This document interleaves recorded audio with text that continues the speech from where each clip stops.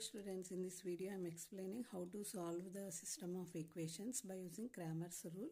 You should write coefficient of xyz as a row manner, means you will get A matrix. This is xyz is a column matrix. D are constants 1, 6, 3.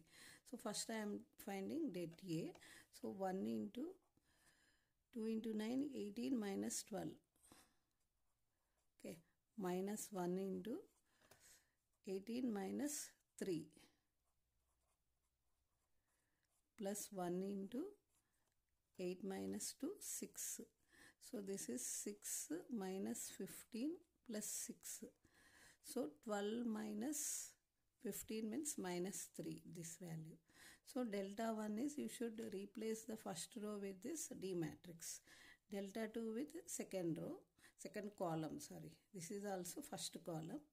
And delta 3 is third column. So same manner I have to find the determinant.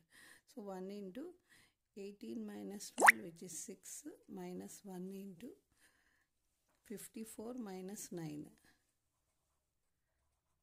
plus 1 into 24 minus 6, which is 18. Okay, so 18 plus 6, 24, minus this is 45. So I'll get minus 21. So x is delta 1 by delta minus 21 by minus 3 means you will get 7 x value.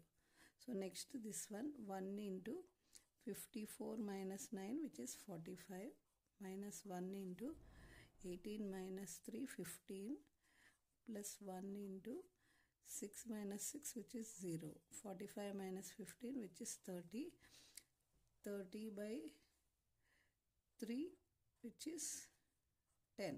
Okay, we have to just check the sign of this. Okay,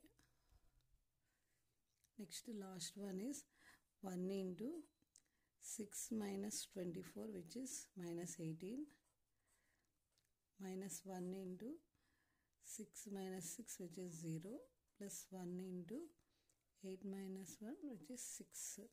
So this one we will be getting minus 18 plus 6, which is minus 12. So minus 12 by minus 3, which is 4. Okay, so this value, just I will check again once. This value is minus 10 only, minus 30. See, this is plus 30, this value is minus 3, you will get minus 10.